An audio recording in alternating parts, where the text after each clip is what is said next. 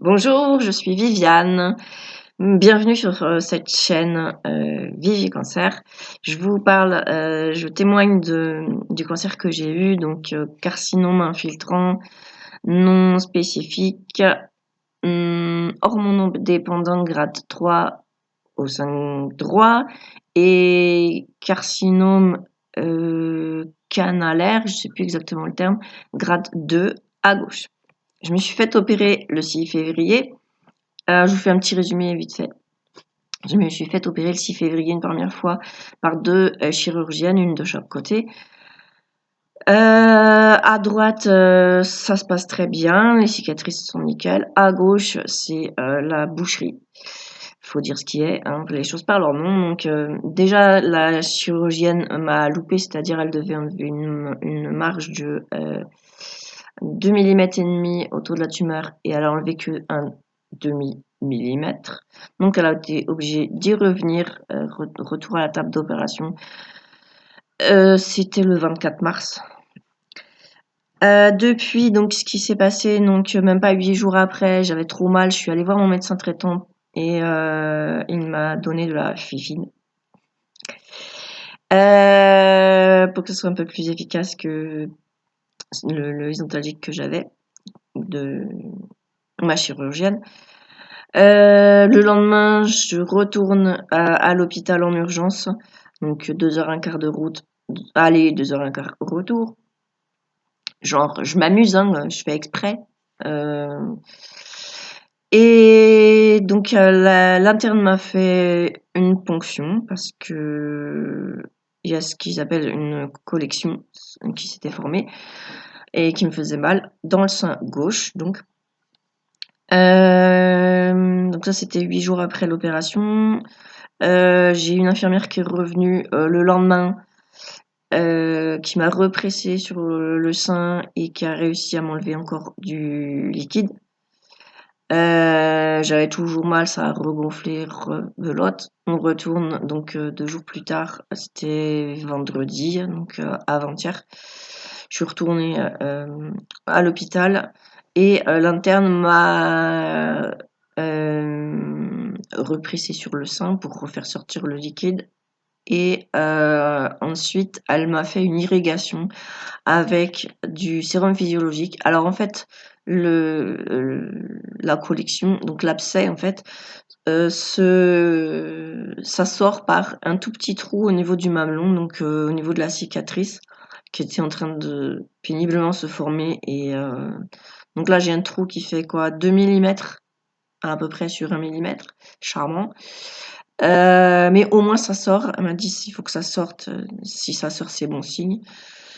Et donc du coup, seulement 8 plus 2, 10 jours après ma deuxième opération, qu'elle se décide à m'envoyer une infirmière à domicile 2 fois par jour pour me faire les soins, me refaire le pansement. Alors qu'en sortant de ma deuxième opération, donc le 25, le lendemain de l'opération, c'était non, non, vous rentrez chez vous, il n'y a pas besoin d'infirmière, il n'y a pas besoin de refaire le pansement, vous avez du Mipilex, vous le gardez 24 heures, vous pouvez prendre votre douche avec, alors que sur les consignes écrites, il y a marqué de ne pas prendre de douche, mais j'ai pas pris de douche, j'ai évité de me mouiller le truc, hein. Et donc oui, non, au bout de 24 heures, vous l'enlevez et puis c'est bon, ça va cicatriser tout seul. Mais le problème, c'est qu'il y a eu un abcès. Voilà, donc j'en suis là. Donc je vous ai cette vidéo pour témoigner de l'évolution. Donc j'ai une infirmière qui passe 2 fois par jour pour me faire cette irrigation, refaire le pansement. Donc avec 2 fois 10 millilitres. Alors en fait, c'est une seringue dans laquelle elle injecte, elle met du sérum physiologique, donc les petites dosettes.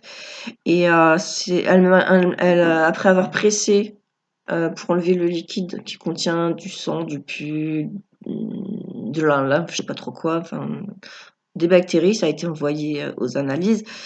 Ça doit pas être Jojo d'ailleurs. Mais donc le vendredi, quand j'y suis retourner. L'interne m'a dit que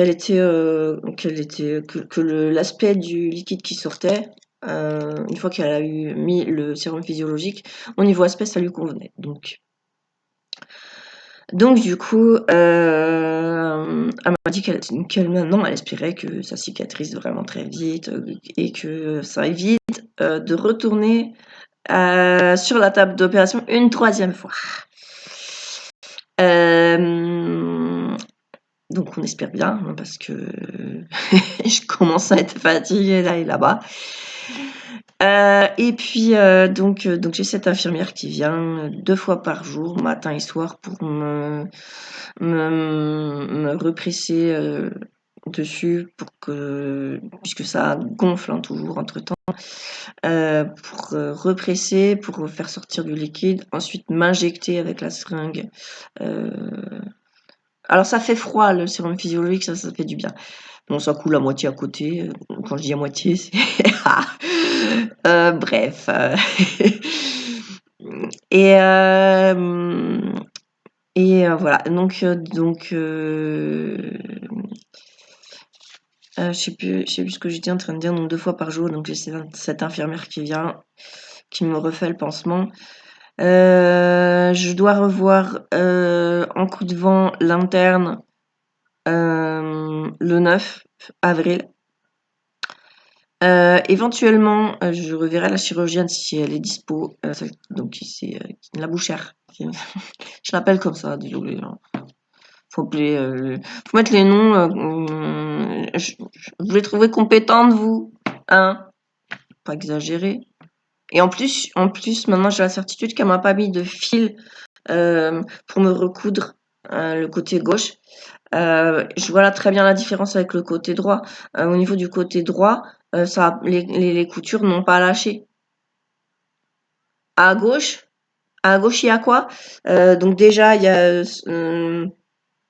je disais dans une précédente vidéo, donc j'ai au niveau cicatrice, j'ai le mamelon tout autour, j'ai la cicatrice verticale et le T inversé, c'est-à-dire le sillon.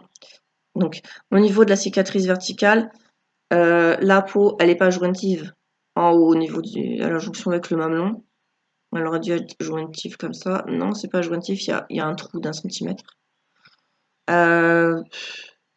C'est joli, voilà. C'est joli. Et en bas, pareil, j'ai un trou en dessous, donc la peau n'est pas jointive. En bas de la cicatrice verticale, il y a un trou comme ça à la jonction avec la cicatrice du sillon. Donc j'ai 2 trous et c'est évident, comme la peau n'est pas jointive, que elle a pas mis de fil pour me recoudre, quoi. Elle a mis des strips et puis des merdes autour.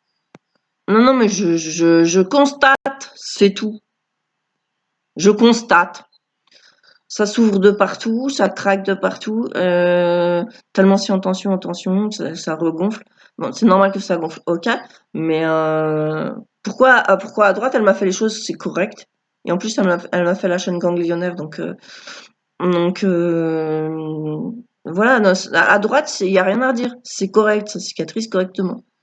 À gauche il y a pas eu de fil, c'est pas possible, c'est pas possible.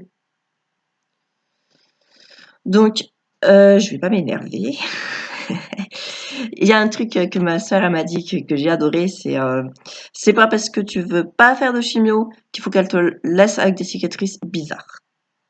Ah, j'ai adoré ce qu'elle m'a dit. Merci ma sœur. Et donc ouais,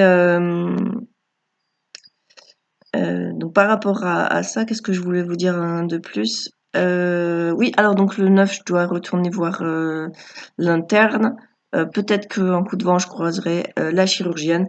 Et là, je vais lui dire ce que je pense d'elle, hein.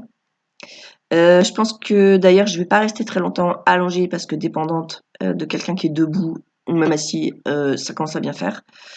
Je vais être debout le plus longtemps possible avec elle, face à elle, pour lui dire ce que j'ai à lui dire. Je vais pas m'énerver et je vais pas rester très longtemps. Je vais plier bagage parce que je pense que c'est ce qu'elle mérite. Moi, si je reste plus longtemps avec elle, je vais lui faire une tête au carré. Donc, j'ai pas envie de me fâcher. Et je vais refuser d'aller à son rendez-vous post-opératoire qui a lieu 3 semaines après l'opération. Je vais demander à ma chirurgienne du côté droit, qui a fait les choses correctement, son avis. Et puis voilà. De toute façon, on a le droit de choisir, le médecin qui s'occupe de nous.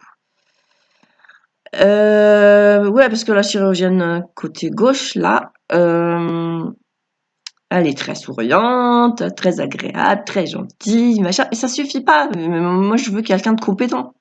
À droite, ça s'est bien passé. Voilà. Je constate. Et donc, ouais, à la fois, je suis en colère. Je me dis, il faut pas. Et à la fois, je suis perplexe, je suis sidérée de voir que ça se passe comme ça. C'est pris en charge. Hein, moi, je paye rien, c'est pris en charge. Mais d'un autre côté, c'est quand même mon corps. Ben là, je suis désolée, mais je témoigne parce que je pense que c'est important. C'est mon petit coup de gueule parce que la question c'est toujours la même. Est-ce que le côté gauche, c'était vraiment indispensable de me l'opérer le 6 février en même temps que le côté droit? Est-ce que ça aurait pas pu attendre puisque c'était un grade 2 seulement, grade 3 à droite, c'était agressif donc ça m'a semblé évident qu'on s'occupe du côté droit. Mais le côté gauche, je pense qu'il n'y avait pas l'obligation absolue de s'en occuper le 6 février, que ça aurait pu attendre. Et attendre que le côté droit soit bien cicatrisé et que ça soit la même chirurgienne, donc celle qui m'a fait les choses correctement, qui s'occupe aussi plus tard du côté gauche. Moi, maintenant, je vois les choses comme ça, avec du recul. Voilà. Mais bon, c'est fait, c'est fait. Voilà, je voulais témoigner de tout ça. Et puis, je vais continuer de vous mettre en lien en dessous le lien vers l'association Espoir Métabolique dont je fais partie, puisqu'en fait, comme j'ai refusé de faire la chimio, etc., tous les traitements classiques, je vous mets ce lien. Et donc, je vous rappelle que cette association, donc, c'est pour aider les patients grâce au traitement métabolique. C'est dans cette association, il y a le docteur Laurent Schwartz, qui est un cancérologue et chercheur. Il y a Patrick Louis qui est naturopathe et il y a Guy, coucou Guy, qui fait aussi des vidéos sur YouTube, qui est un patient qui a eu un cancer de la prostate et ça fait 18 mois, on lui avait donné, je sais plus combien de temps de survie, enfin bon, pas grand chose. Et il survit à tout ça grâce au traitement métabolique, alors qu'il était censé être en phase terminale ou mourant au jour d'aujourd'hui. Eh bien non, il est en pleine forme, vous verrez. Donc ce traitement métabolique que j'ai commencé et qui fait du bien et qui n'a pas d'effet secondaire. Voilà. Et bien sur ce, je vous dis à très bientôt. Merci de m'avoir suivi et puis n'hésitez pas à partager cette vidéo. Ciao, ciao.